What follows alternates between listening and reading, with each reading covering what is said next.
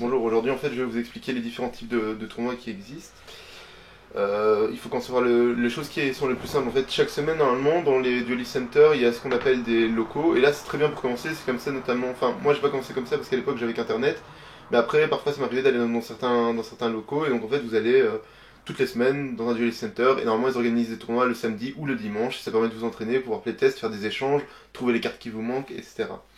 Deuxième chose qu'il y a comme tournoi et qui est le plus important au niveau de l'année, c'est les régionales qui sont de taille un peu plus grande, ou alors les tournois dits à prix, qui n'existent plus vraiment en France ou en Belgique, mais en Allemagne ça existe encore, par exemple des tournois pour une PS4 qui ne sont pas des régionaux. Sinon chez nous on a beaucoup de régionaux qui permettent notamment de se faire qualifier et de pouvoir participer. Au sud des régionaux, en fait ce que vous allez avoir normalement c'est le national, donc il faut savoir qu'avant 2012, dans la plupart des pays, il fallait être qualifié, avant 2011 ou 2012, je sais plus, il fallait être qualifié à chaque régional pour aller à national, et au régional national nous donnait accès à l'Europe, ce que je vais expliquer après, et l'Europe au mondial comme d'habitude. Mais maintenant, dès que vous gagnez un régional, vous pouvez directement, si vous êtes dans les X premiers, donc c'est 1/8 des joueurs présents, vous pouvez participer à l'Europe. Et il faut savoir que l'Europe aussi, ce qui se passe pour les régionaux, c'est que si vous êtes déjà qualifié, il y a un report, ce qu'on appelle un report de place. C'est-à-dire par exemple si il n'y a qu'un qualifié et que le premier est déjà qualifié, c'est le deuxième qui devient qualifié, et ainsi de suite.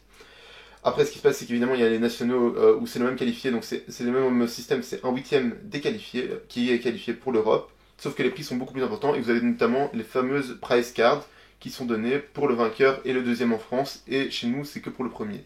Le deuxième reçoit bien sûr un gros prix, et les premiers ont chaque fois le voyage et tutti quanti pour pouvoir se rendre à l'Europe.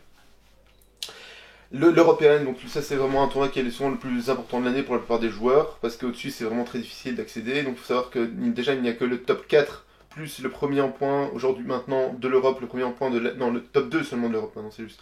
Le top 2 de l'Europe, le premier de la France, le premier de l'Italie, le premier de l'Angleterre, enfin du Royaume-Uni même je pense en général, et de l'Allemagne qui vont au World, donc ça fait 6 joueurs européens qui vont au World.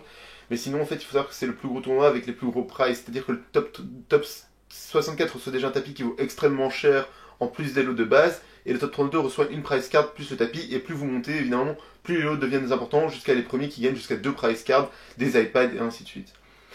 Le World évidemment c'est le tournoi par excellence auquel tous les joueurs veulent participer, ça bon malheureusement je n'en ai pas fait, et le seul belge qui en a fait 2 c'était Sébastien Gonzalez, qui a malheureusement arrêté en 2012 je pense aussi, ou 2013.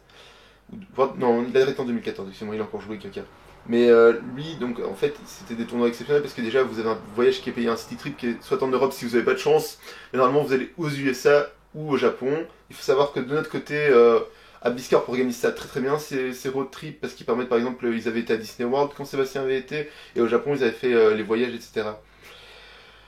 Voilà, et si vous gagnez le World, évidemment c'est la consécration, et vous pouvez arrêter votre carrière.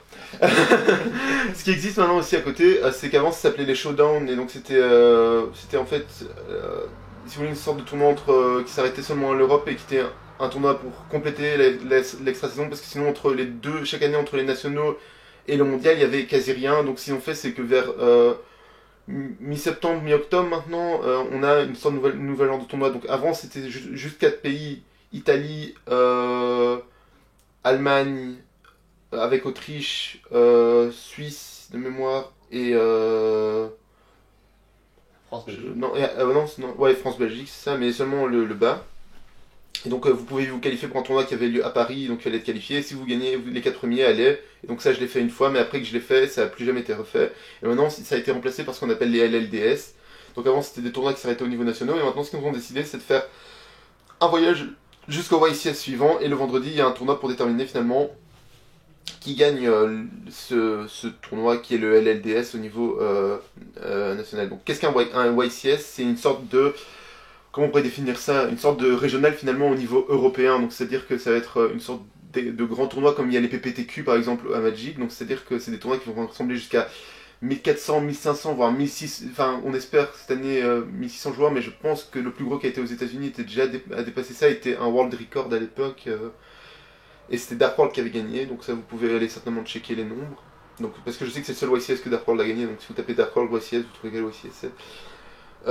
Qu'est-ce que je pourrais encore vous expliquer? Effectivement, bon, j'espère qu'on aura de nouveau des circuits, parce que par exemple aux États-Unis, on a des circuits parallèles qui existent, et qui existent aussi chez nous, mais qui sont un peu moins impressionnants, qui étaient aux États-Unis, c'était les ARG où les premiers gagnaient du cash prize, et évidemment, alors ça ramène des joueurs de très haut niveau.